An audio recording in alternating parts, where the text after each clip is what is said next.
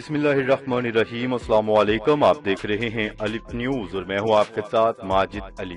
شامل کرتے ہیں آج کی ہیڈ لائن۔ وزیر اعظم عمران خان کرونا وائرس کا شکار ہو گئے۔ وزیر اعظم عمران خان نے خود کو گھر میں قرنطینہ کر لیا۔ عمران خان نے 2 روز قبل کرونا ویکسین لگوائی تھی۔ Army chief general Qamar Javed Bajwa سے Sri Lankan chief of defence staff کی اہم ملاقات۔ سعودی عرب کی تاریخ میں طیاروں کی خریداری کا سب سے بڑا معاہدہ طے کر لیا گیا۔ سعودی عرب کل 2 مصنوعی سیارے خلا میں بھیجے گا۔ افغانستان میں جنگ بندی کی جائے، پاکستان، چین، روس اور امریکہ نے بڑا مطالبہ کر دیا۔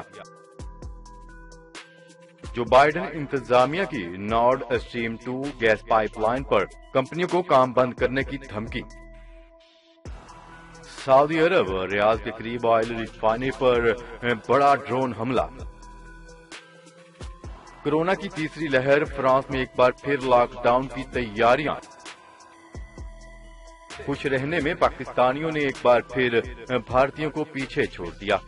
پاکستان اور دنیا بھر کی خبروں سے باخبر رہنے کے لیے الف نیوز کو سبسکرائب کر لیں اور بیل آئیکن کو کلک کرنا نہ بھولیے گا۔ ناظرین، اپنی آرا کا اظہار کمنٹ سیکشن میں لازمی کیجیے گا۔ ہیڈ لائنز آپ نے جانی، اب بڑھتے ہیں خبروں کی تفصیلات کی طرف۔ وزیر اعظم عمران خان کا کرونا ٹیسٹ مثبت آ گیا، جس کے بعد انہوں نے خود کو گھر پر قرنطینہ کر لیا۔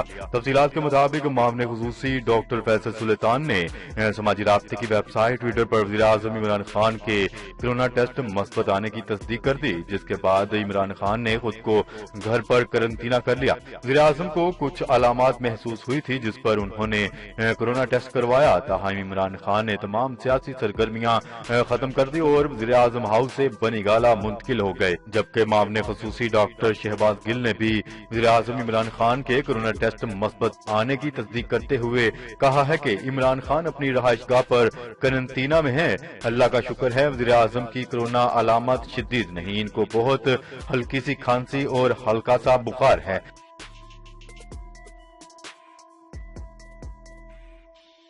خبر کے اگلے حصے میں بات کرتے ہیں army chief general Qamar Javed Bajwa سے Sri Lankan chief of defence general Silva کی اہم ملاقات۔ پاک فوج کے شعبہ تعلقات عامہ ISPR کے مطابق ملاقات میں باہمی دلچسپی کے امور اور خطے کی موجودہ صورتحال پر تفصیلی بات چیت کی گئی۔ سری لنکن چیف آف ڈیفنس نے خطے میں پاکستان کی کاوشوں کو سراہا۔ ISPR کے مطابق دونوں سربراہان نے دفاعی تعاون کو فروغ دینے پر بھی اتفاق کیا۔ Sri Lankan chief of defence staff اور آرمی کمانڈر جنرل سلوا نے یادگار شہداء پر حاضری دی۔ GHQ آمد پر پاک فوج کے چاق و چوبند دستے نے جنرل سلوا کو گارڈ آف آنر بھی پیش کیا۔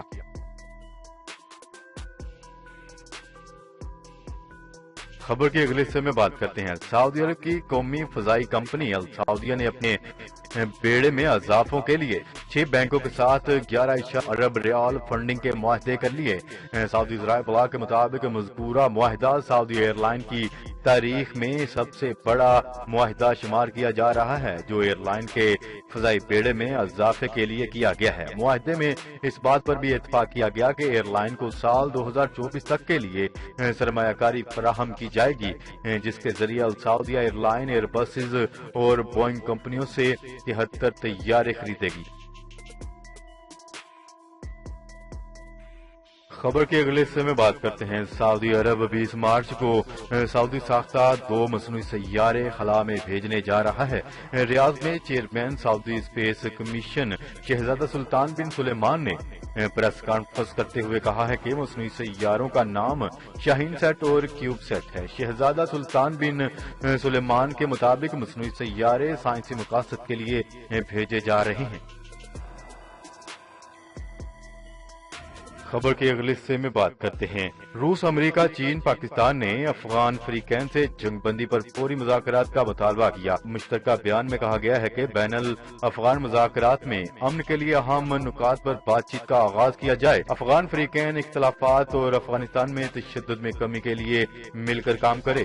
افغانستان میں طالبان اسلامی امارات کی حمایت نہیں کی جائے گی۔ افتتاحی سیشن سے خطاب کرتے ہوئے روسی وزیر خارجہ سرگئی لاروف نے کہا ہے کہ افغانستان افغانستان میں سیاسی مکالمے کے فروغ کے لیے کردار ادا کرتے رہیں گے۔ دوحہ میں امریکہ طالبان امن معاہدے کے باوجود افغانستان میں سیکیورٹی کی صورتحال خراب ہو رہی ہے۔ بدقسمتی سے دوحہ افغان مسئلہ پر مذاکرات اور مصالحتی کوششوں کے مثبت نتائج نہیں ملے۔ داعش جیسے بنیاد پرست گروپ وسطی ایشیائی ریجن میں اپنا اثر و رسوخ بھی بڑھانا چاہتے ہیں۔ فریقین سے مطالبہ کرتے ہیں کہ مزید ہلاکتوں سے بچیں۔ سفارتی مکالمے کی ضرورت ہے۔ امن عمل میں صرف افغان شامل ہوں۔ افغانستان کے معاملات میں بیرونی مداخلت نہیں ہونی چاہیے۔ عبداللہ نے کہا ہے کہ گروپ امن کے اس موقع سے فائدہ اٹھائیں گے۔ خبر کے اگلے حصے میں بات کرتے ہیں۔ امریکی صدر جو بائیڈن کی انتظامیہ نے روس اور جرمنی کے درمیان بچھائی جانے والی گیس پائپ لائن کی شدت سے مخالفت شروع کر دی اور اس منصوبے پر کام کرنے والی تمام اداروں اور کمپنیوں سے کہا ہے کہ وہ اس کو ختم کر دیں۔ میڈیا رپورٹس میں بتایا گیا ہے کہ امریکی وزیر خارجہ اینتھونی بلنکن نے اپنے ایک بیان میں کہا ہے کہ محکمہ خارجہ اپنے اس انتباہ کا اعادہ کرتا ہے اور جو کوئی ادارہ بھی نارڈ اسٹریم 2 گیس پائپ لائن کے منصوبے پر کام کر رہا ہے وہ امریکہ کی پابندیوں کی زد میں ہوگا اور اس کو فوری طور پر اس منصوبے پر کام چھوڑ دینا چاہیے۔ واضح رہے کہ امریکہ کانگریس نے 2019 میں ایک قانون منظور کیا تھا جس کے تحت نارڈ اسٹریم 2 گیس پائپ لائن پر کام کرنے والے اداروں اور کمپنیوں پر پابندیاں عائد کر دی جائیں گی۔ اس کے بعد 2020 میں قانون میں توسیع کر دی گئی تھی اور امریکہ کی دونوں جماعتوں کے اراکان نے اس قانون میں توسیع کی منظوری دی تھی۔ روس اور جرمنی کے درمیان گیس پائپ لائن کے اس منصوبے پر $11 ارب لاگت آئے گی۔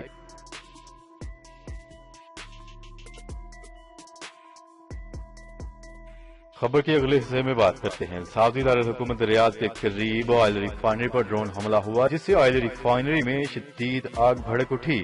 عرب میڈیا کی رپورٹ کے مطابق حملے میں کسی شخص کے زخمی ہونے کی اطلاعات ہیں اور نہ ہی تیل کی فراہمی متاثر ہوئی ہے۔ سعودی وزارت توانائی نے آئل ریفائنری پر ہونے والے دہشت گردانہ حملے کی شدید الفاظ میں مذمت کی ہے اور انہوں نے بتایا ہے کہ ڈرون حملے سے آئل ریفائنری میں لگی آگ پر قابو پا لیا گیا ہے۔ وزارت توانائی کے عہدیدار نے کہا ہے کہ اس طرح کی دہشت گرد کارروائیاں جو اہم تنصیبات اور شہری اہداف کے خلاف متواتر کی جا رہی ہیں اس سے صرف مملکت کو نشانہ نہیں بنایا جا رہا کہ عالمی توانائی سپلائی کی سیکیورٹی استحکام اور بین الاقوامی معیشت بھی ہدف ہے۔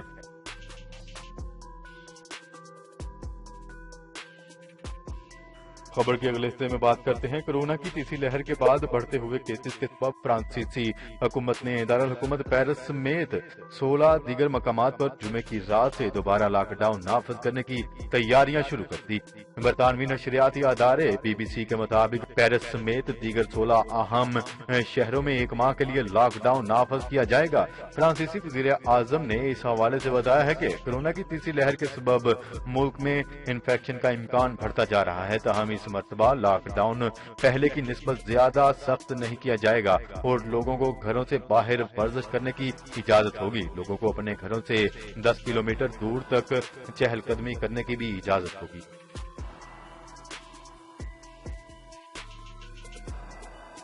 خبر کے اگلے اور آخری حصے میں بات کرتے ہیں۔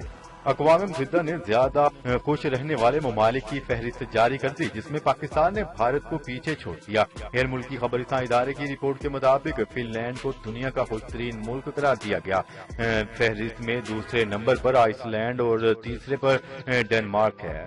خوش و خرم ممالک کی فہرست میں سوئٹزرلینڈ چوتھی اور نیدرلینڈ 5ویں پوزیشن پر ہے۔